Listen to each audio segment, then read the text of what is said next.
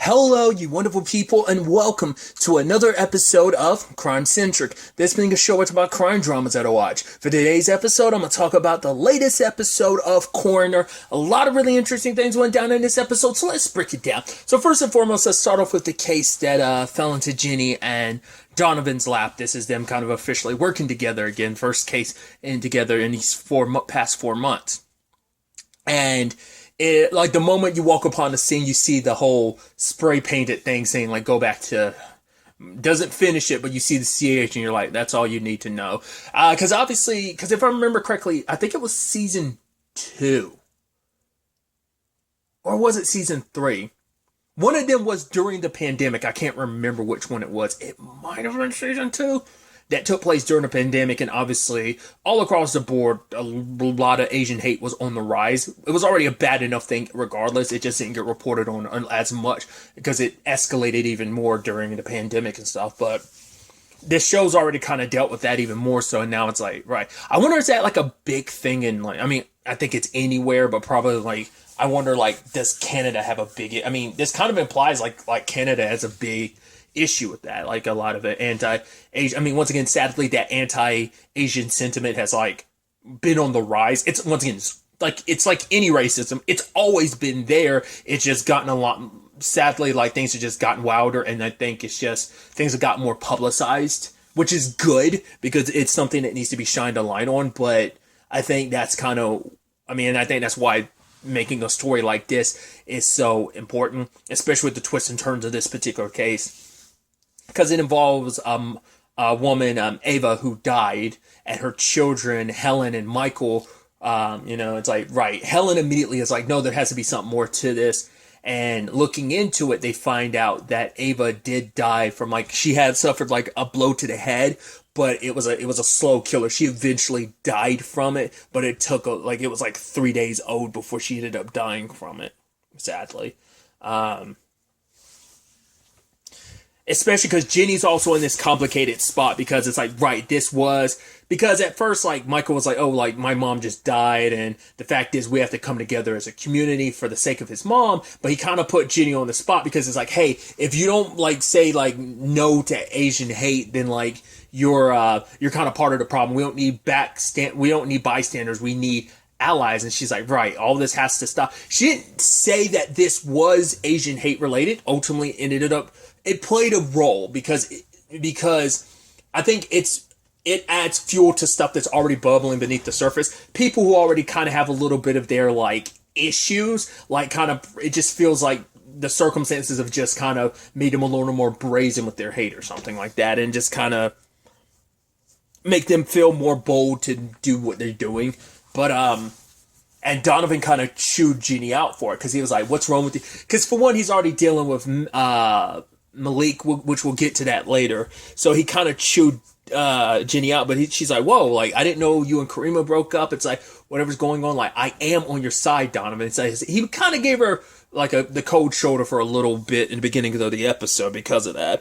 Because he's like, yo, you're making my job. You shouldn't make declarations. Like, dude, like, she couldn't do anything because if she said, yeah, because she believed that this was a symptom of something much larger and, like, the issues that the Asian community is dealing with. So she was kind of put on the spot, like, she had a camera, like, put in her face, and it's like, oh, we're live streaming, kind of say, because if she said otherwise, it's going to seem like she's not in support. So it's like, yeah, I get, I get where Donovan's coming from, but he's on one right now, so he kind of jumped down her throat. I feel like usually he would have handled that in a more calmer way.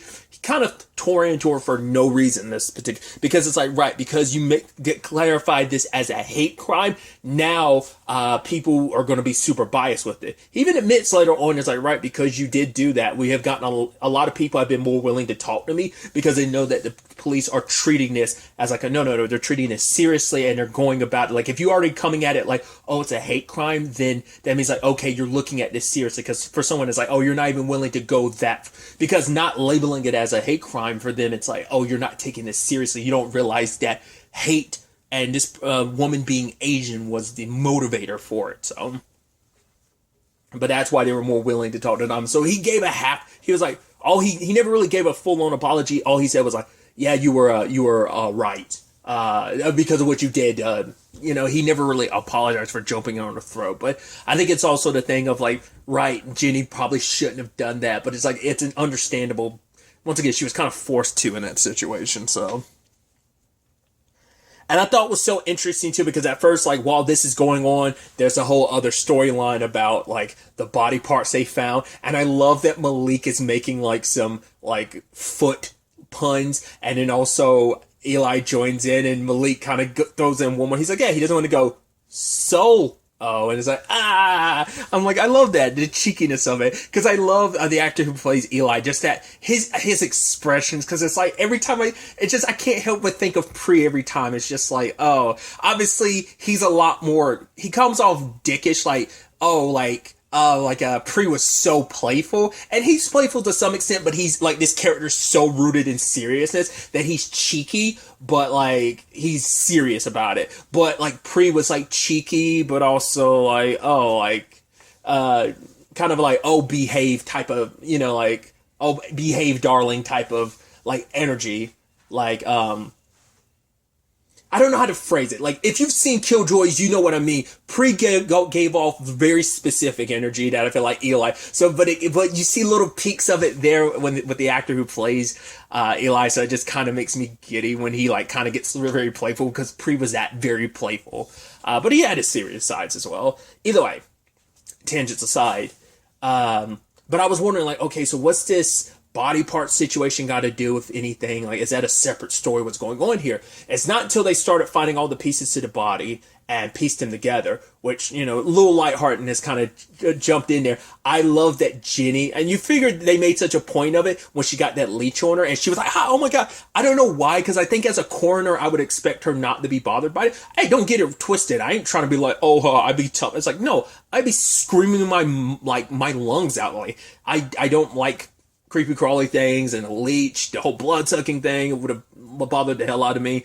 I would be freaking out too. And I love that he's kind of like, oh, the fun fact. She's like, no fun facts, just get it off me. But I think it's just because you perceive Ginny a certain way. It's like, when you kind of have to deal with dead bodies, you think like nothing would phase you, is kind of what it is. I think as a coroner, you would think nothing would phase her, and to know that she's bothered by a leech is like hilarious to me. I thought that was kind of a cute scene. But they also make a point to showcase that, like, I also love that she's like, oh, you're gonna have to sign some forms because you got personal. And he looked at her almost like, oh, look at you being cheeky.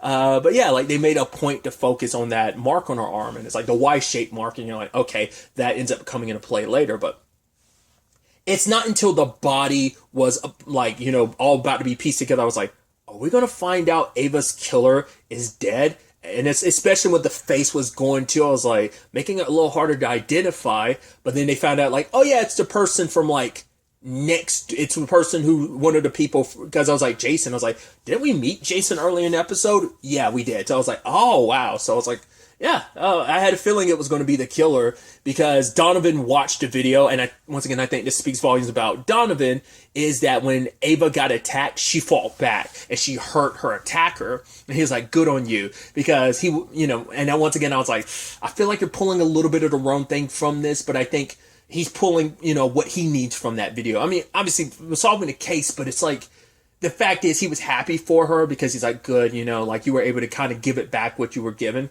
Sadly, she ended up dying, but I think it's because Donovan felt powerless himself, and now it's like, okay, you got your power back by attacking that person. Like, I think he's in a different headspace right now, so I think that scene played out differently now than it would have if it was like Donovan in the past, like seasons 1, 2, or even 3, so.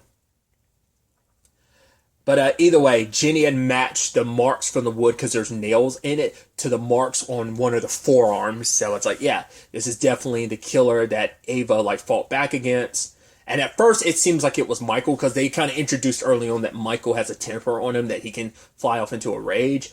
But the moment they did, I was like, it's not Michael, it's Helen. Because she's the one that he's been trying to keep things together. He's trying to keep his composure, because he's trying to rally all this support around his mom, and just with the anti Asian stuff that's been going on, and he's trying to be there for his sister who is like falling apart. And I was like, right, we know how devastated she was, but let's not forget, she's also the one who suggested first and foremost. Michael was like, yeah, my mom died. She's like, no, don't get it twisted, mom was murdered. So like, she knew ahead of time like something was up, and I guess Michael like she had her concerns, but like Michael confirmed it when he learned about it from Donovan and Donovan and Jenny.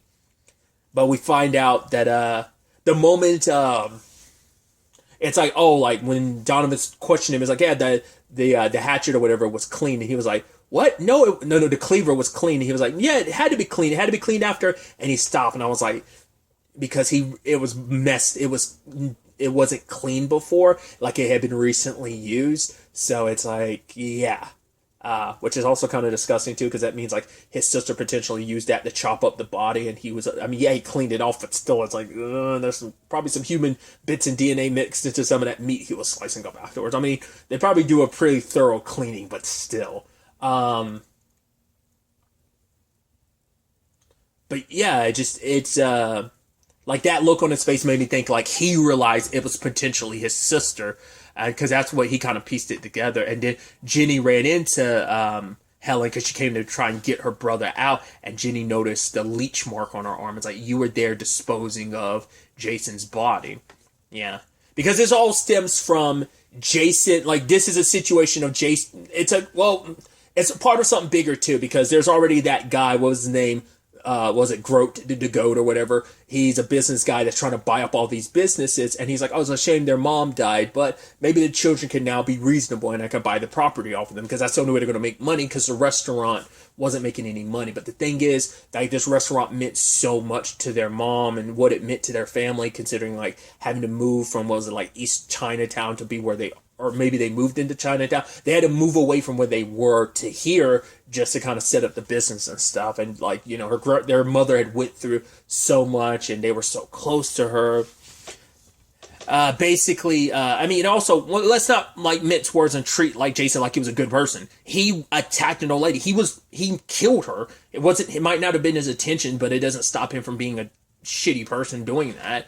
But it doesn't make it any better that Helen killed him. But granted, Helen didn't do it on purpose. She did, you know, it was kind of self-defense, because he was trying to get her to sell now. But then Helen realized, like, oh my God, looking at his arm, I knew he was the one that attacked my mom.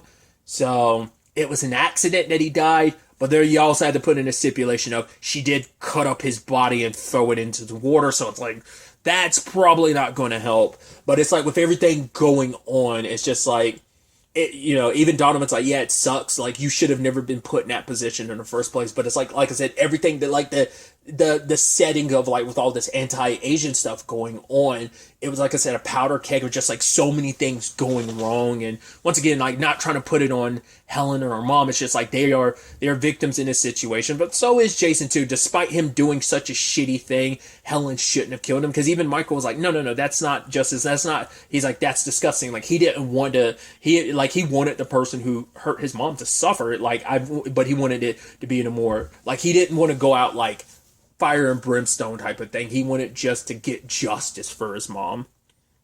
And once again, with everything that Helen was feeling at the time, and plus finding out he was the one that attacked your mom, and him pressuring you after he attacked your mom, after your mom died. Like, he found out from the police, like, or at least Jenny at the time, that she potentially died. And he was like, oh, what's going on?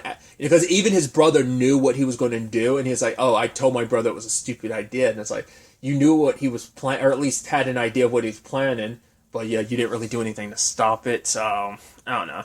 Because Jason was the one that was kind of introduced early on that he's kind of a jackass. Because Michael was like, yo, yeah, go ahead and eat that food if you want to eat the cultural appropriation, because they have like a similar restaurant. And it's like, yeah, some dudes taking some Asian dishes and kind of just doing their own thing with it. I think it's kind of, with everything going on with their mom's business, it was going to rub Michael the wrong way, especially because they probably like asked time and time again to try and buy out that space. So, and even Jenny says that in, yeah, the case is solved, not closed, just because once again it is a part of something much bigger. So it's a very much like last episode, there being such a tragic situation. It's like, yeah, just another. This is less tragedy and more just straight up. It was murder. And he, once again, Jason got his comeuppance. It's just, you kind of feel bad for Helen. You know, it sucks. It sucked that things kind of played out that way. Either way, with all that going on, there's other elements to the episode, like continuing the Malik and Donovan stuff from last episode. Malik told their staff sergeant like what went down, and for Donovan, he's like, "Yo, I had Malik's back last during that whole thing in episode 1. I had his back just like he had mine." I was like, "That's not what Malik told me." And for Donovan, and that's why he really snapped at Jenny, because it was after his like talk with Malik, and he felt like, "Oh, no one's on my side." I mean, once again, he is ostracizing everyone. He was kind of pushing Jenny away a little bit, but she's still there. He pushed Karima away. He was pushing Malik away last episode. He really pushed him away this episode, saying like, right, maybe this partnership has run its course. But it's like, dude, you put a gun to your head. You didn't have control in that situation. You're spiraling, dude. Like, something's not right there mentally, but you refuse to see it, because for him it's like, oh, I'm not going to be powerless again. I'm not going to be a victim again, because he feels powerful for the first time, but he doesn't realize like, yeah, he's just overcompensating. And so Jenny had given him like her therapist number, but he just rips it up later on, because he's like, no, I don't need that. Like, someone to tell me, like, I know I can handle this on my own. It's like, you shouldn't handle this type of stuff on your own. And he's pushing everyone away that could be there for him. So he is going to end up handling so much of this alone. The fall is going to suck. It's going to be really, really bad when things kind of go sideways for Donovan, because they inevitably will. He can't keep going at this pace. He can't keep going this way without there being ramifications. So another interesting element to the episode is we found out about Alphonse and Ross, because Alphonse was hiding under the desk. I'm like, what the hell are you hiding under the desk for? He's like, yeah, some young like person, like he's hooked up with a younger guy. And then like Ross showed up, and I was like, wait, and because he pieced it together when he was hearing them talk, he's like, oh my god. So when they've tried to pretend like they just met, and I think it seemed like Jenny kind of picked up on it, but maybe not. It's kind of a weird thing when knowing like, oh, your assistant and your son are that's weird. And it's like, wait, you're her assistant, you're her son. It's like, yeah, that's awkward. But I mean, it seems like I don't know whether things are going to continue after the fact. I don't know if that's something that happened in like the 4 months. It probably happened in that time frame Jenny was gone, and it's kind of reached its peak, because it seems like Alphonse was kind of avoiding Ross, because it was like, oh, you seem like a little needy and clingy. But it's like, yeah, they didn't know about each other's circumstances. And it's like, oh, sorry I was avoiding you. It's like, oh, sorry I almost poisoned you with the sesame that I added to that particular dish of my dad's I was making. So, and they were just kind of laughing about it at the end there. So I was like, I don't know if something more is going to happen from that. I mean, they've kind of set that up so... once again, I brought it up last episode, the whole, like, Ross's dad's dishes. It seems like that is going to be, like, this continuous through line. I didn't know ultimately kind of connect in that regard, but once again, that was something it seems like was already established in that 4-month period. Because Jenny's mom was like, yo, Ross, like, didn't come home last night? It's like, yeah, but he's kind of an adult, so I don't have to really worry about that. It's like, oh, did you have fun? He's like, oh, yeah, last night and this morning. I was like, oh, it sounds like he got some. But her mom was so worried, because it's like, oh, he's going out with some stranger if he broke up with his boyfriend. It's like, yeah, that was a little while back. But it's like, okay, not so much of a stranger. I mean, a stranger to Ross, but I mean, who knows how long their situation's been going on. But not too much of a stranger to Jenny. But like I said, I don't know if Jenny fully got... she's got the awkwardness, but I think she picked up on it, but didn't want to say anything. It's like, I'm not going to embarrass either one of you. So like, yeah, you guys figure that out. Jenny did also hire a person to help out around the house. Once again, doing anything she can to get her mom out of that house. And it's just kind of like, yeah, like, oh, like, I'm sorry, yeah, good, thank you for uprooting your entire life, but you can basically go back to your life now, and we'll kind of handle things going forward from here. And even Gordon is kind of like, yeah, but, he's like, it is kind of embarrassing that I have to ask my own daughter to basically have a sleepover with my, with the love of my life. And it's like, yeah, it's an awkward thing. It's like, she's like, I get you want to spend time with her and everything. It's just, Jenny, once again, just has her very complicated feelings about her mom being around so much. It's like, oh, you want to be around now instead of the decade you weren't. So then you add in, that scene was scary. I legitimately at first thought, like, wait, is Gordon messing with him? But it's like, oh no, it's just Gordon was having an episode that he ended up strapping the guy that's supposed to be looking after him, like tied him up because he got confused and thought it was someone that screwed him out of money like a long time ago. Luckily, Ginny's mom showed up and she was able to kind of ease Gordon back to reality, and he remembered at the last second who the guy was. And he was like, oh, I was really getting along with him. Like, what? And she's like, it's okay. He's like, you're taking care of me. You always have been, you know, so luckily everything got resolved, and luckily Ginny's mom was there to help. So even Ginny, because his dad is like, I'm sorry I did that. He's like, I don't want to become a monster, which is sad because those are like paralleling the words that Helen had said in the episode, saying that she had this whole situation made a monster of her. Like this whole anti-Asian stuff, it corrupts their souls, you know. But she's telling her dad like, you're not a monster. Okay, you're okay. I'm gonna just up your medication.